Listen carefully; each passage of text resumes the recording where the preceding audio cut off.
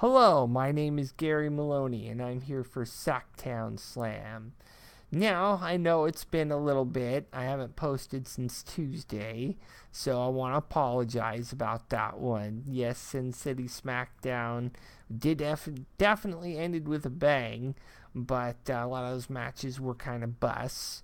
But I'm here to talk a little bit about the news, some of the news coming out over the last couple days, and about the Mae Young Classic. Now, unfortunately, I've been super busy. I'm going to be at SPW tomorrow, and hopefully, I'll have some more interviews with those guys loaded up throughout the next week or so. And trying to get a job with those guys. That's definitely my goal. I think SPW would be a great place to end up. Um, Outside of that, let's go to the Mae Young Classic, which was great. I think overall it was great. Your Tessa Blanchards, your Tony Storms, your Kyrie Sings, your Shayna Baszlers. You have a lot of good young talent there to foster in NXT. You have a ton. So you have revitalized your women's division. I think that everyone was saying you need to revitalize it. It needs a revamp. I mean, Asuka's not going to be enough. She's 35. And I agree with all those points. But I think this tournament, on top of all the names that I just stated, just some of the other women, if you were to sign 5 to 8 women from these divisions, you could revitalize Raw and SmackDown after about a year and a half. Given that you already have pieces on the table like Billie Kay, Peyton Royce, Ember Moon, and among others, I'm sure that are there, like Liv Morgan, that hasn't really seen any TV, but I've heard or is in the next set of tapings, and just various things that we're going to be seeing. I think the women's division's going to be all right. Now, I know that they're talking about having another tournament next summer, and they're like, oh, we want to have another Mae Young Classic. Well, here's the thing. Overkill. You do not want to go overkill with it. They didn't do another Cruiserweight Classic this year because they didn't want to overkill it. That's why they did the Mae Young Classic, because the women's revolution's a big thing, and women's wrestling sort of needed a pinch, just a pinch of assistance as far as talent and attracting young talent. And these tournaments attract young talent. Really, what they need to do is attract a tag team tournament or and this is something I haven't heard discussed on any other webcast or what have you. They need to do a tournament to attract younger male just wrestlers in general, because there really aren't enough of those. Like, we have a lot of older guys, even newer older guys coming into NXT. You look like your Cassius Onos, your Johnny Wrestlings, but these are older guys. Johnny Wrestling's not that old. Gargano, I don't think is even outside of his 20s yet. But, you look at Cassius Ono / Chris Hero, I think he's in his mid-30s. So, and then just other guys like Hideo Itami, who I think is in his 30s. So, you need to attract guys that are going to fill your mid-card. Because that is why people are shitting all over the Intercontinental title, is because with the U.S. title, you always have that open challenge you can go back to attract younger talent. You can't do that with the IC title because it's really looked at as the next step right before. Now, I mean, I loved the Mae Young Classic. Just to end with that, and I know for a fact that Kairi Sane is going to be getting a chance at the NXT Women's title. They're not just going to gift it to her, which is a good thing. That is a very good thing. So, spoiler alert for those that haven't seen this. I think it's the late October. I think it's the week before Halloween.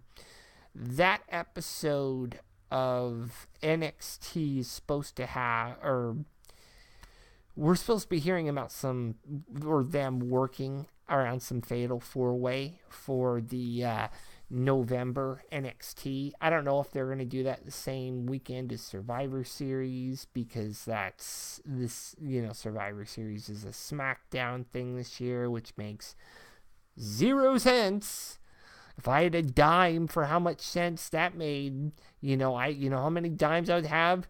0 dimes! But seriously, because I think Enzo is an annoying little prick. Oh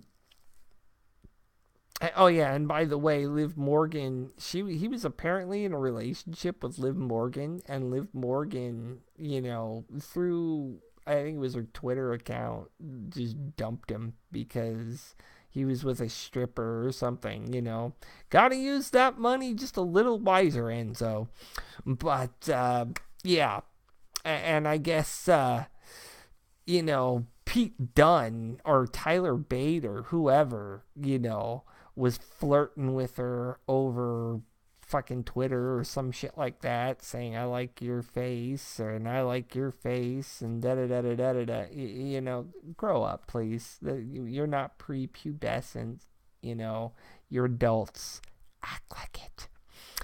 Anyway, and please, for God's sakes, just everybody leave your shit off of social media. I mean, really, I don't go around social media saying, oh my God, I need this and this and this and this person did this to me. No, if I wanted to be either a social justice warrior, which I have zero interest in being, then yeah, I might do that. But that's a whole nother place for a whole nother conversation. This is about wrestling, so let's keep it that way.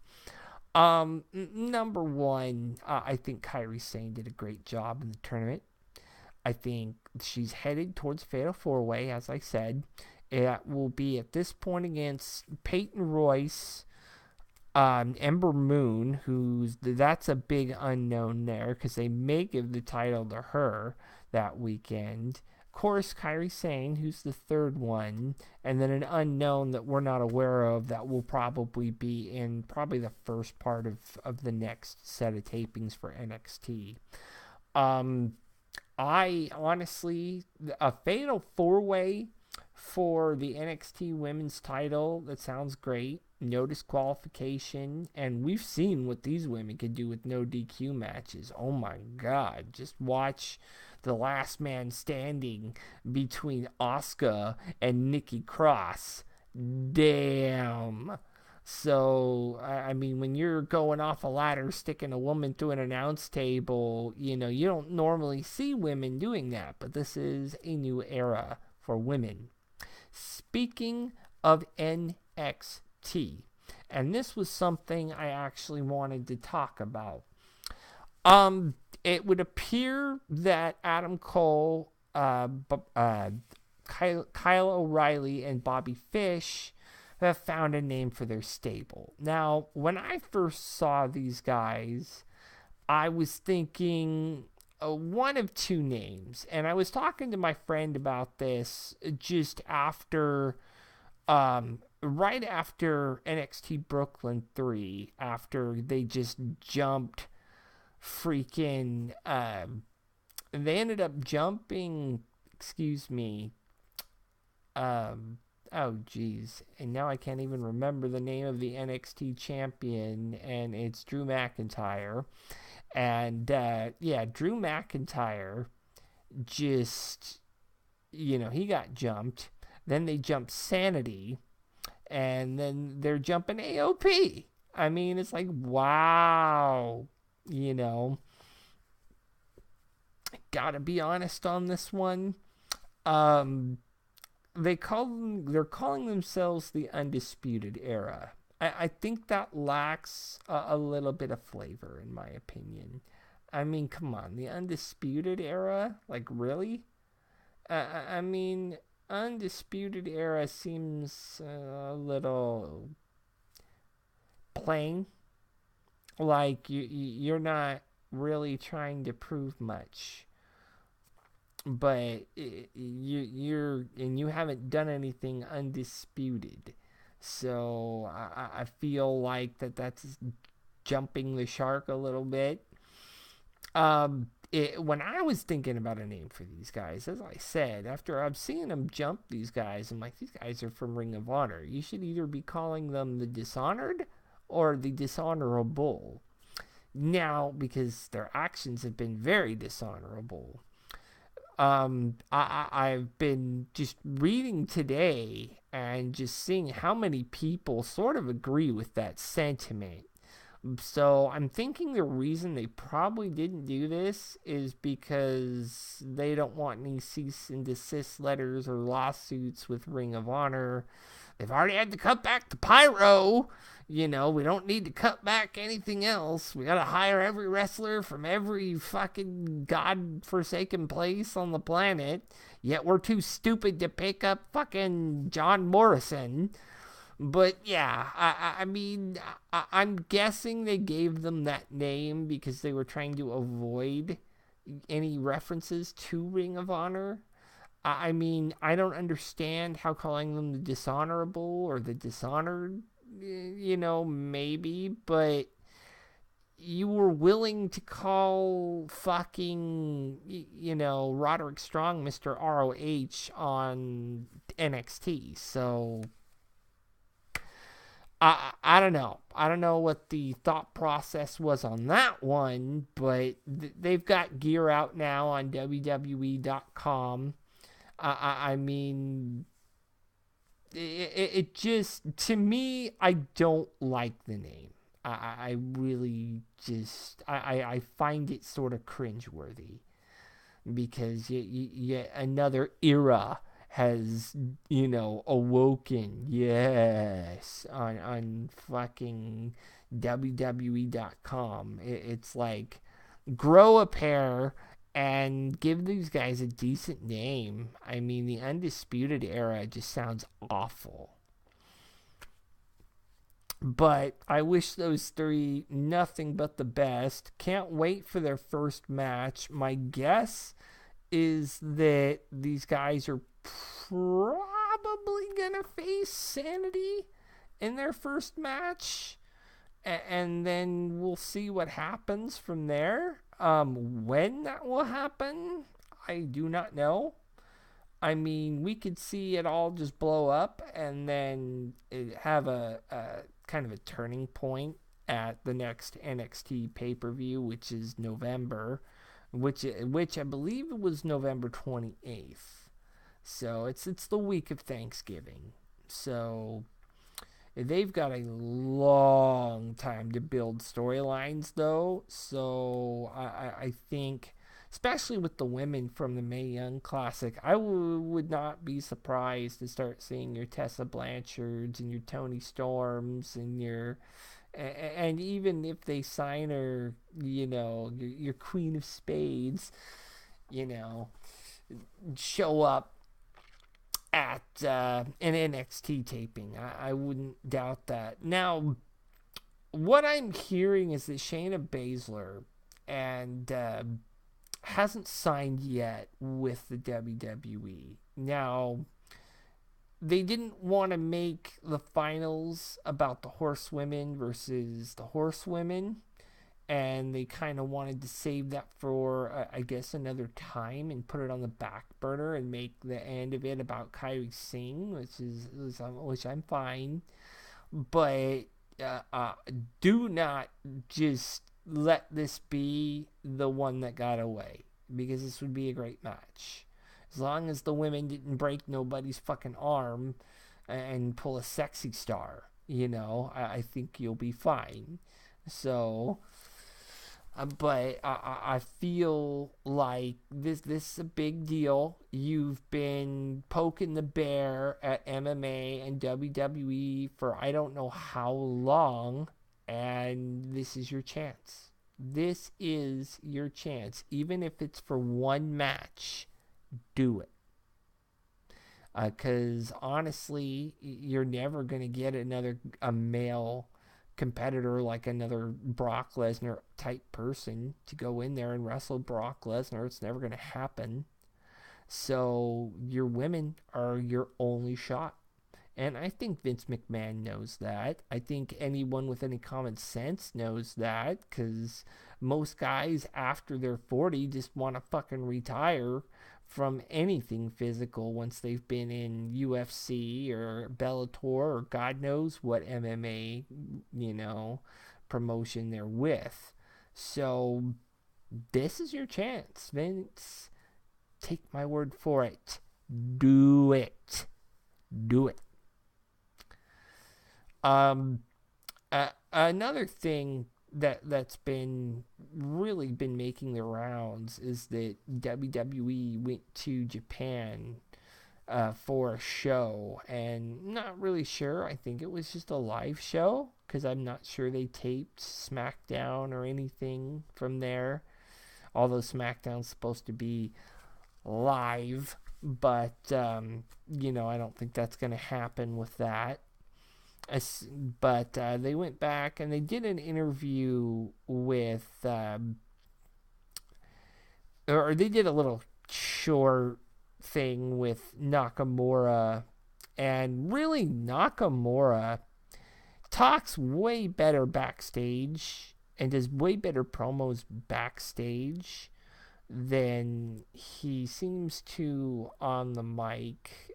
But his English is definitely starting to impress me. I mean, I know that Vince has a big issue with people that can't speak English, which, you want to talk about xenophobic, there you go. But, it's definitely, I really hope that he wins it at Hell in a Cell.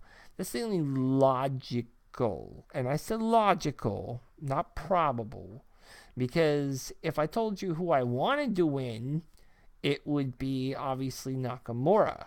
If I told you who I thought would win, more than likely that would be fucking Durga Mahal.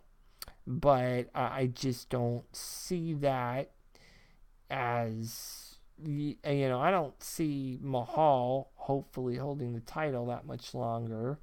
But if I'm to believe some of these people on the internet, that, oh my God, he's going to have the title till WrestleMania. If he has the title till WrestleMania, I will violently vomit. And I will watch WrestleMania just to watch him lose it. So, which will more than likely be to this guy right here. So, really, my big issue is this. One, you need to get AJ Styles away from the U.S. title, especially after what happened on SmackDown. Ty Dillinger is the perfect heir apparent to that U.S. title. It is time for you to let him run with the ball. It really, truly is. Let him run with it. Give him the U.S. title. I am sure he's more than willing to do the whole U.S. Open Challenge thing is sort of about older talent who get a mid-card title opening up to actual mid-carders. Well, here's the thing. I'm okay with that every so often. But sometimes, you need to open up your world title division so the guys like KO, so the guys like AJ Styles, so that other people have a shot at this title. I am not one for rubber matching. And as much as I hate it, I'm glad Nakamura is getting another match. But here's the thing: what's to stop Durga Mahal from pulling the same shit this time as he did the last other 50 times? It is very, very, very bad situation there. So, anyway, so I'm going to try and find some news. This has been a very slow news week for wrestling in general. So, let me apologize for that. But anyway, I did find an interview that Kairi Sane did with NBC Sports right after the finals of the Mae Young Classic. And if we all remember, that was in Las Vegas right after they did the Smackdown episode. So I'm sure she was hyped. So they asked her, first of all, on winning the first ever Mae Young Classic. I was very proud of myself, and this is in verbatim from Kairi Sane. So she said, I was very proud of myself to be there as one of the finalists. It was surprising to me that I made it so far. I felt nervous, but it was such a happy day for me. Totally understand that, especially beating Shayna Baszler. I figured they'd hand that one to Shayna Baszler, but, go Kairi Sane. I think they want her to be the next Asuka. She looks like she's got the tools to be the next Asuka. I do not want a carbon copy of Asuka where she just blows through everyone, because we don't need Japanese wrestlers fucking destroying everyone. This is not New Japan. So, on the difference between working in front of an American audience as opposed to a Japanese audience, how ironic is that? I have to say, American fans make me happier. I love their reactions. It's very exciting and fun. It's as if they're fighting together with me.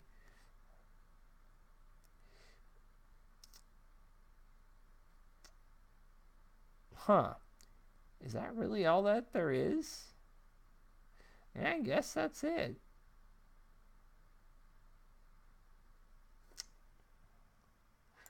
Let me just check. Yeah, that's it. So,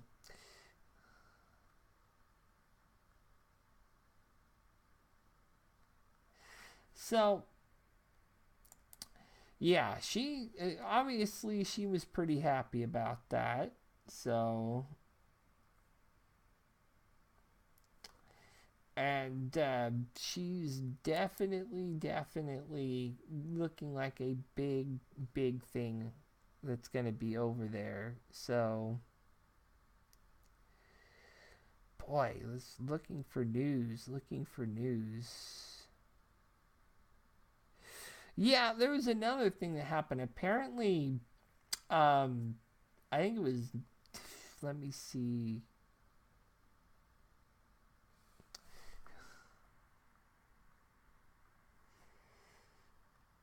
Oh, what is going on with this? Yes.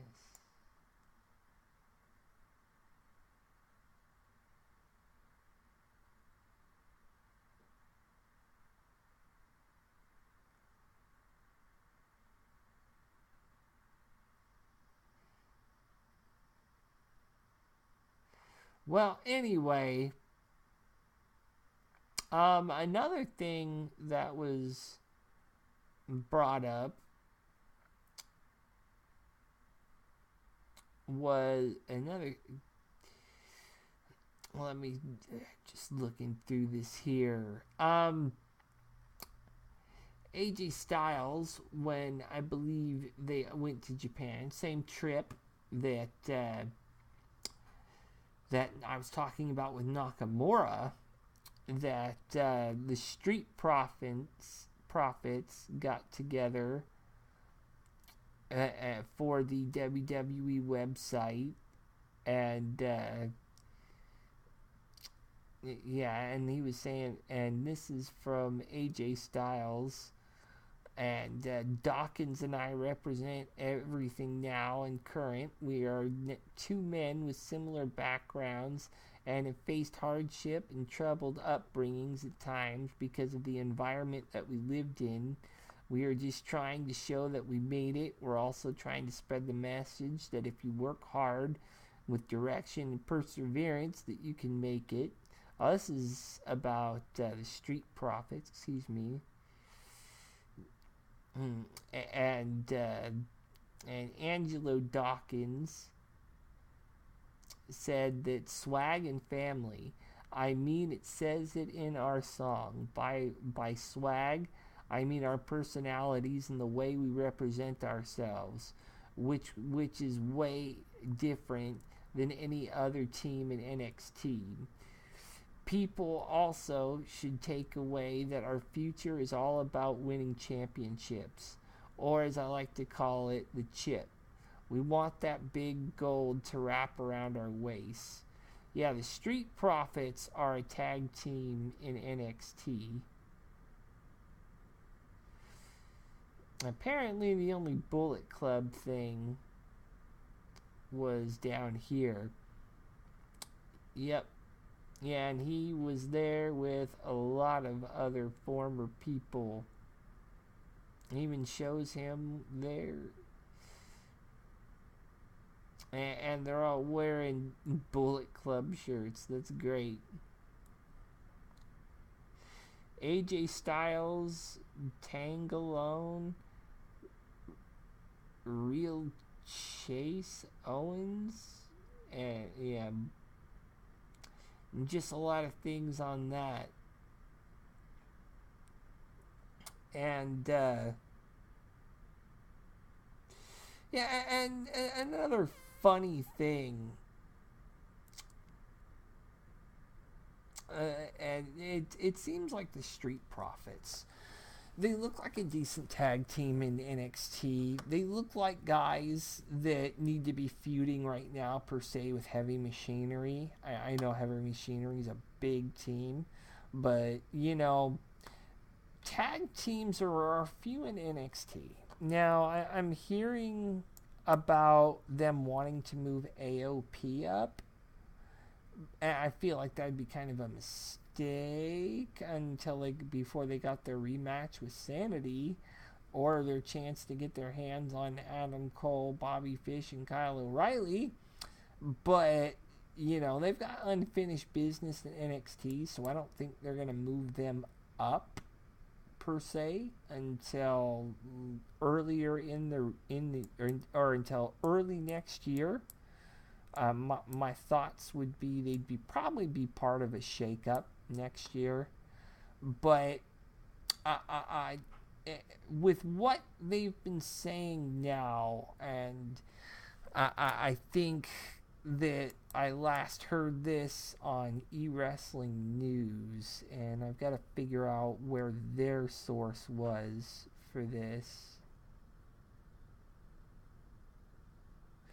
because they have rotating, unfortunately they have rotating stories, so it is very difficult.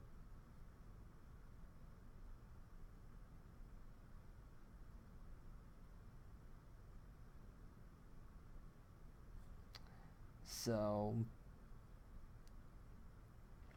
but essentially what I am looking for, let's see. A family business that at one point was doing incredibly well, but by the time I got into it, it had some problems, and the product that they had was this Missy Modern Career. No. Did not ask for any bullshit. So, apparently this is all they've got, which isn't much. Okay, so backstage news on a second Hell in a Cell match. So what's this going to be? WWE has plans for another Hell in a Cell match, the upcoming WWE Hell in a Cell. Ryan Satin of Pro Wrestling Sheet. So everybody that's hearing this, take this with a grain of salt, because it's from Pro Wrestling Sheet. reported on his podcast that the current plan for the WWE SmackDown Tag Team Champions, the New Day, is to defend in the cell against the Usos. Former WWE stars Kelly will be turning to blah blah blah blah blah. Okay, that has nothing to do anything.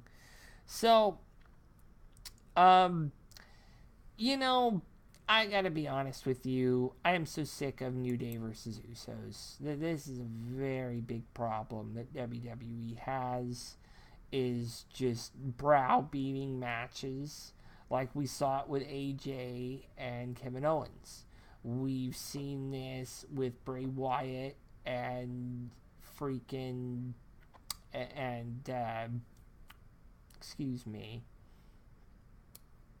Bray Wyatt and Finn Balor. We've seen this with just a ton of people as of late. And even Asuka and Ember Moon in NXT. I feel like you're browbeating us with matches that are great. There's no saying that they're not good matches. It's just that you ruin the mystique, especially with New Day and Usos, when it's for the 7th time. What's going to happen? Hell in a Cell, and then you guys are going to fight in a TLC match? Here's the thing. Your street fight is the end of it. And from what I'm hearing is that in Hawaii, Kofi Kingston injured himself. And, they don't even know if New Day's even going to be, up for a match by the time either Kofi or Xavier. Because Big E's fine. But they need Kofi or Xavier to do the, to do the Freebird rule. So essentially, they need one of those two to get healthy. And if they're both not healthy, then all of a sudden Vince McMahon's been talking about doing hot potato and they have to forfeit the titles. If they forfeit the titles, you need to bring in new blood. You need to bring in Breezango, because that is the only other team with the hot hand right now. No, they haven't been in the ring, but they are very popular. And I do not want to see... And you're breaking up the fucking hype bros from the looks of things, which is fucking retarded. I mean, you cannot make a tag team division with 3 teams. 3 teams is not a tag team division. You have 3, not 7. I mean, what are you going to do? Just, and at this point, on Raw, you have 4, which is not a division. You need at least 7 to 8 tag teams to make a division. That way, you get interesting, crosses and everything. And that's all well and good.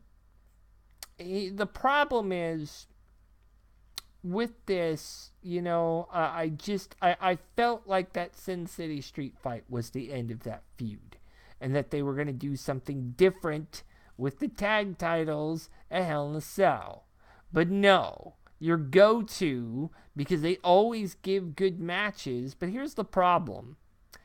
If somebody's always giving you a good match, but it's something you've seen so many times, how it's going to end one way or the other, it's boring.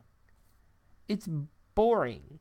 It would have been if we had seen Rock and Austin 12 months in a row, which they did not have Rock versus Austin 12 months in a row. Guarantee it. And that is almost the extent of what we have seen Usos and New Day. Because right after the Usos got out of that thing with American Alpha and then the shakeup happened, it's pretty much been Usos New Day since, I want to say, May or June. I mean, if I'm not mistaken, those were the 2 people at Backlash fighting each other for the title. So it really, in my opinion, The Ascension sure hell isn't a tag team. They don't even wrestle. They don't even let them wrestle. I don't even know why. These guys could be so over if you would just let them wrestle. But they're not even on television unless they're on the fucking Fashion Files. Give me a break.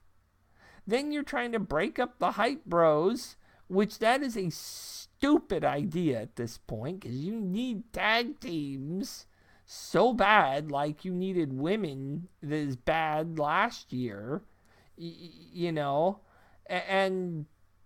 what I mean is I don't even want to start with SmackDown, because it's like, why'd you break Lana away from Rusev? If Lana's obviously not going to be a wrestler because she's fucking telling Tamina Crush, why the hell isn't she with Rusev? She can take a freaking, milking a cow with a nip slip picture, but you're telling Tamina Crush, give me a break, okay? SmackDown needs to get its shit together, and they need to do it quick, because obviously there's a lot of problems on SmackDown. Fix them. You've got a mid-card problem on SmackDown. Fix it. Get that title off of AJ Styles. I love AJ Styles, but he belongs in the main card, not the mid-card. He absorbs the mid-card, and no one will ever believe. Ty Dillinger is probably the closest person that I have seen. No one's ever going to take that U.S. title off him until the company says it's time for you to give it up.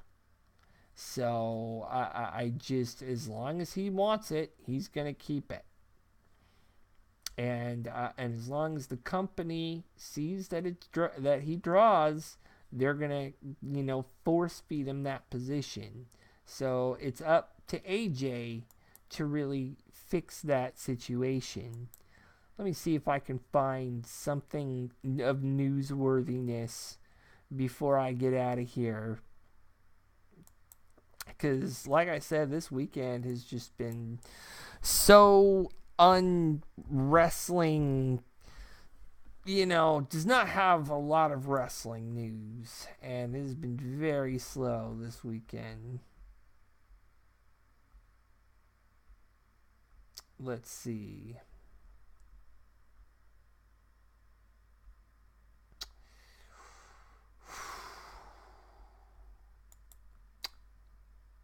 Let's see what we got here.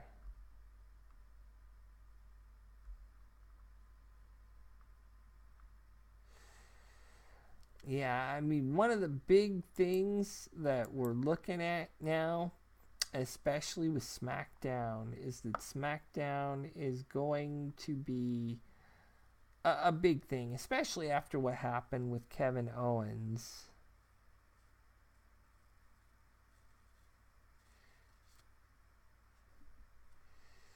Let's see.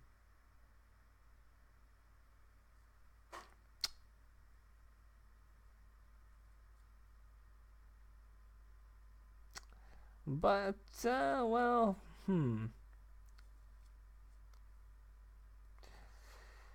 boy, this is... Yeah, there is just nothing newsworthy.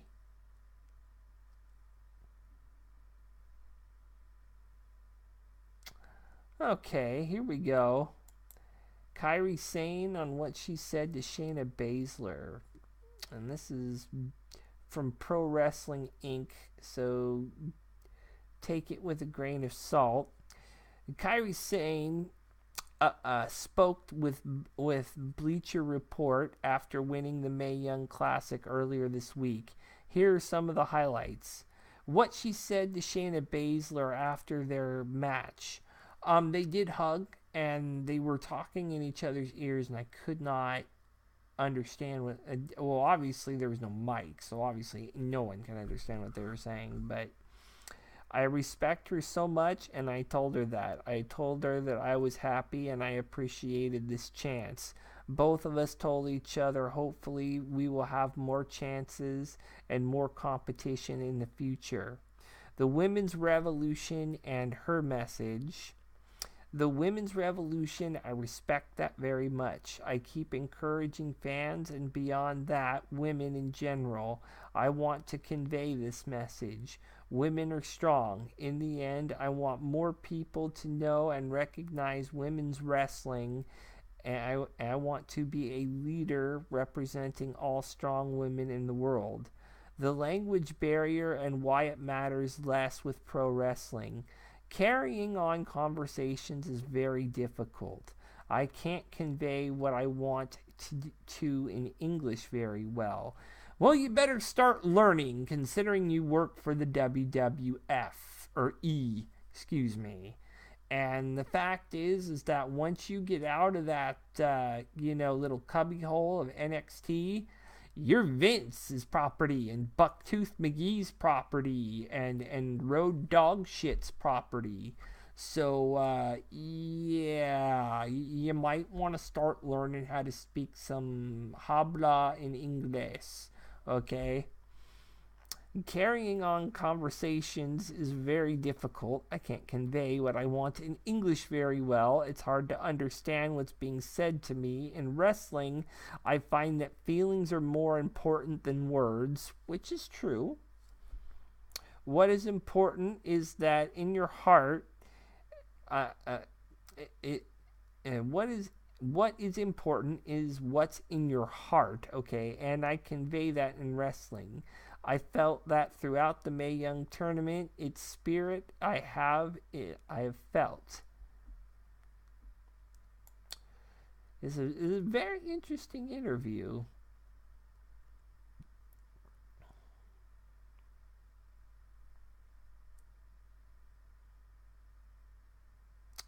So let's see.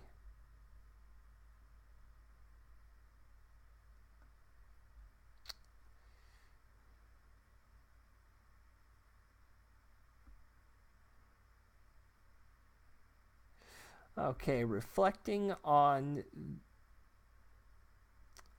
Oh, jeez.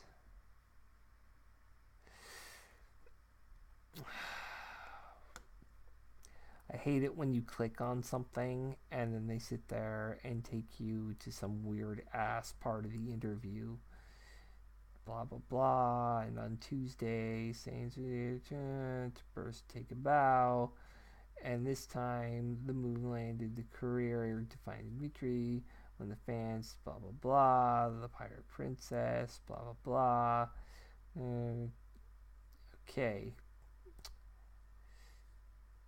Okay, so okay, I respect her so much. I was happy, and okay. This is that. Reflecting on the Mae Young Classic. Don't let the luminous smile on her pirate face. Forearm. Blah blah blah.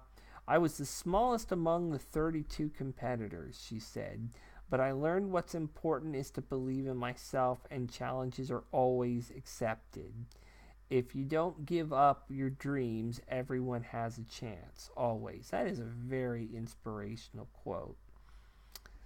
So, as the only competitor from Japan in the entire tournament, she carried some extra weight on her shoulders. She felt she was representing her entire country in the match.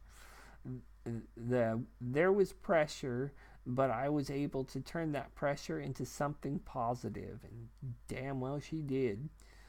The Pirate Princess was able to funnel that pressure and use it as fuel. She was one of the top stars of the event from the get-go, and her opening round match against Tessa Blanchard just was in my opinion, was the best. Sane also went on to deliver standout performances against Bianca Belair, Dakota Kai, and Toni Storm, and then Shayna Baszler. Yeah, her match with Toni Storm, was very good, man. Toni Storm, she cute. I'm just going to say that. But she's also a badass.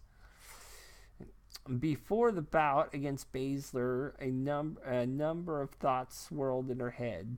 This was the first WWE Mae Young Classic, Sane said. I was very proud of myself for being one of the finalists, and every competitor worldwide was very tough. I had to believe in myself. I was very much focused. I had to believe. Okay. Still in transition, Sane's NXT tenure doesn't just involve a change in wrestling style and the brightness of the spotlight. She's entering a whole new world, which, yeah, because NXT isn't exactly Japanese wrestling. The Mae Young Classic winner is coming from the World Wonder Ring stardom to WWE, but also from Japan to the US. Being able to perform at a high level is no issue for her, neither is producing in the ring against a set of unfamiliar opponents. Language has been the most difficult part of the adjustment to her new life. Shane describes her English as limited, and the slow learning process has frustrated her. Shit, it frustrated Nakamura, and I'm sure it frustrated a hell of a lot of other Japanese guys like Tajiri. You're not the only girl. Carrying on conversations is very difficult, she said. I can't convey what I want to in English very well. It's hard to understand what's being said to me. Luckily, she speaks a universal language, pro wrestling. In wrestling, I find feelings are more important than words. What is important is what's in your heart and what I can convey in wrestling. I felt throughout the Mae Young Classic, its spirit. I could feel its spirit. You don't need to speak a lick of Japanese to understand that either. When an opponent twists her limbs, her anguish is clear. When she's focused on fire in the heart of battle, there's no translator that's needed. When she's overcome by the joy of triumph, that can resonate with everyone from anywhere. What lies ahead? Her victory with roses still pressed against her chest, Sane found out after the Mae Young Classic final that another huge match awaits. WWE announced that she will compete for the vacant NXT Women's Championship at TakeOver Houston November 18th. Okay, so that's the date of the next NXT TakeOver. So I said it was around Thanksgiving, so...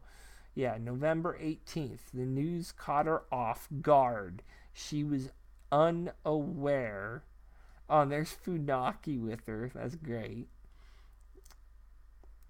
After the tournament, I was told of this chance to go to Houston, Sane said. It was a surprise, and it was a very nice surprise. I have to reset my mind now. One thing is over, and I have to focus on training for the next. The amount of devastations Hurricane Harvey left in its wake in Houston is not lost on Sane either.